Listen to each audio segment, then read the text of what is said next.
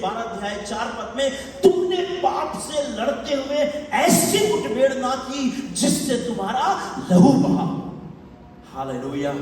जो हम अपने अंदर, हमारे अंदर जो वेव्स हैं, जो युद्ध चल रहे हैं, लालच का युद्ध, बुराई का युद्ध, व्यभिचार का युद्ध, चोरी का युद्ध और बहुत सारे ऊंची चीजों को पाने का युद्ध, बहुत सारे युद्ध हैं जो हम अंदर ही अंदर लड़ते रहते हैं। मैं धन्यवाद करता हूं अपने परमेश्वर का, जिसने अपने बेटे यीशु मसीह को हमारे लिए दे दिया और उस प्रभु यीशु मसीह ने क्रूस पर अपना लहू बहाया और वो कहता है, तुमने ऐसा युद्ध नहीं किया, तुमने ऐसी लड़ाई नहीं की जिसके संघर्ष में, युद्ध में तुम्हारा लहू बहा है, पर मैंने अपने खून को सलीब के ऊपर तुम्हारे बहा दिया है। हालेलुया।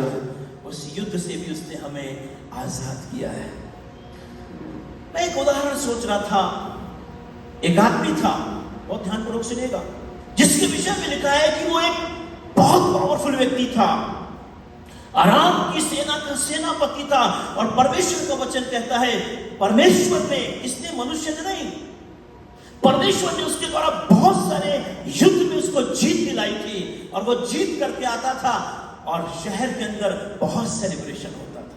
पर परमेश्वर का वचन कहता था, वो योद्धा तो था, वो युद्ध तो करता था, पर जब वो लौट करके आता था तो उसको एक बीमारी थी। उस बीमारी के लिए लिखा है उसको कोढ़ का रोग था। और जब बाइबल हम पढ़ते हैं, जहां पर कोढ़ का रोग दिखाई देता है, ऐसे व्यक्ति जो लोग कोढ़ से ग्रसित थे, व्यवस्था के अनुसार उनको शहर से बाहर रहना होता था।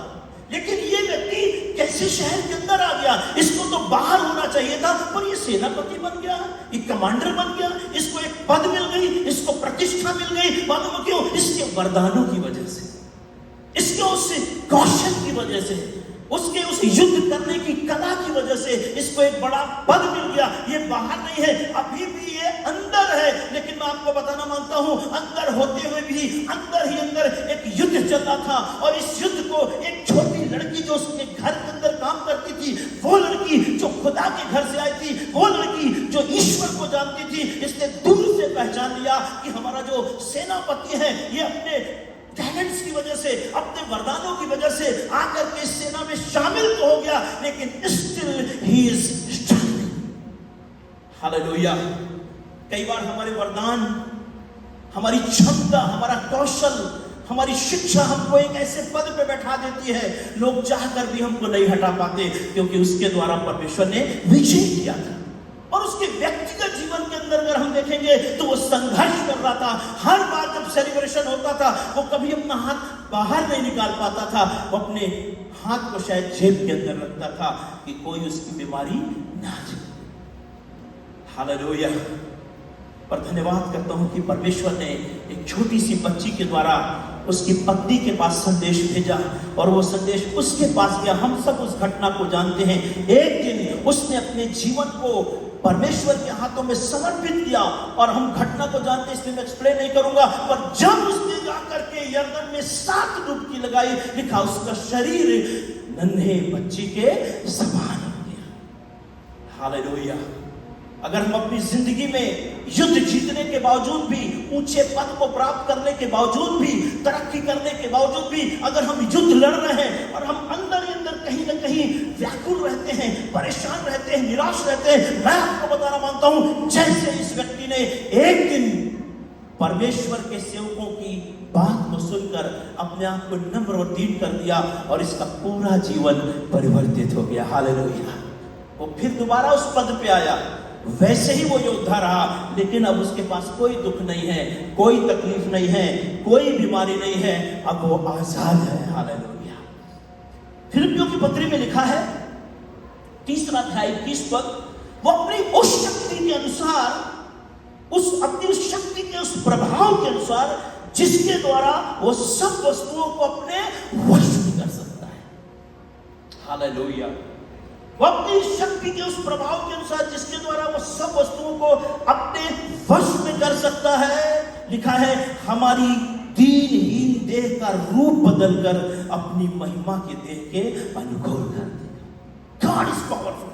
परमेश्वर सामर्थी है, वो एक योद्धा है। And this battle belongs to the Lord. यह युद्ध भी परमेश्वर का है और इस युद्ध को जीतने के लिए परमेश्वर ने अपने इकलौते पुत्र को इस दुनिया के अंदर भेजा, वो हमारे अपराधों के लिए मारा गया, गाड़ा गया और जी उठा। हालेलुया।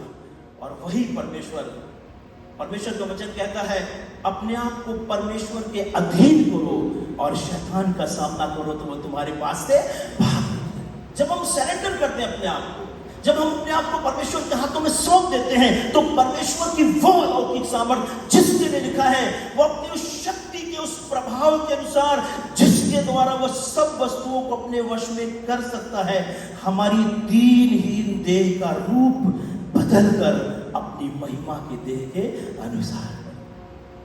आप याद करिए, जो शाऊल लोगों को सताता था, जो मारता था, वो एक दिन खड़े होकर कहता है, मैं अपने प्राण को कुछ नहीं समझता। एवरीथिंग इज चेंज, सब कुछ बदल गया, उसका सोचना बदल गया, उसका विचार बदल गया, उसका दर्शन बदल गया, उसके सेवा का तरीका बदल गया, सब कुछ बदल गया, क्योंकि उसकी मुलाकात एक दिन यीशु मसीह से हुई और उसने अपने जीवन को परमेश्वर के हाथों में सौंप दिया। हालेलुया। पौलुस ने एक दिन परमेश्वर से कहा, वो हमारी तरह युद्ध कर रहा था, क्योंकि बाइबल में लिखा है, हम सब सुख दुख भोगी मनुष्य। उसने कहा, कौन मुझे इस मृत्यु के देह से छुड़ाएगा? मैं संघर्ष करता हूं, जो काम मैं नहीं करना चाहता हूं वो मुझसे बन पड़ते हैं, और जिस भले काम की मैं इच्छा करता हूं वो शायद नहीं कर पाता। कौन छुड़ाएगा मुझे? और एक दिन उसने जवाब दिया, उसने बोला, जिस परमेश्वर की आत्मा ने यीशु मसीह को मृतकों में से जीवित किया, वही मुझे भी इस पाप के जीवन से जीवित करेगा। हालेलुया। अब सुनिएगा, गिदोन एक बड़ी सेना को लेकर जा रहा था, एक बड़ी टीम थी उसके पास, 32,000 लोगों की, और ये योद्धा लोग थे, क्योंकि आवाज सुन के आए थे इनको लड़ना है। और चलते चलते परमेश्वर का वचन कहता है 22,000 लौट गए, सिर्फ 10,000 लोग बचे। ये कहने लगे, नहीं, हम पीछे नहीं हटेंगे, आपने हमको समझ क्या रखा, हम योद्धा हैं, हम कोई मामूली लोग नहीं हैं। ये 10,000 लोग अपनी तलवार और ढाल को लेकर गिदोन को फॉलो करते। हालेलुया। जब वो आगे बढ़ रहे थे, परमेश्वर की आत्मा ने कहा, इनको पहाड़ पे ले चल। और जब ये पहाड़ पर गए, थोड़ी ही देर के बाद इनको प्यास लगने लगी। प्यास कहां से? अब ये रूहानी प्यास नहीं है, ये प्यास जिस्म की प्यास है, ये आत्मिक प्यास नहीं है, ये शारीरिक प्यास है। ये प्यासे हुए, और तब परमेश्वर का आत्मा कहां ले गया इनको? एक सोते के पास। और परमेश्वर ने कहा, मैं चाहता हूं कि तू परीक्षा करके देख, इधर प्यास लगा है और इधर पानी अवेलेबल है, इसमें कौन सा परीक्षा? Hallelujah, hallelujah. जैसे हमारे जॉय भाई फेल हो गए, 20 ही दिन में 6 महीने का टाइम लिया था, मटन खा लिया। कई बार हम इस परीक्षा में फेल हो जाते हैं। हालेलुया।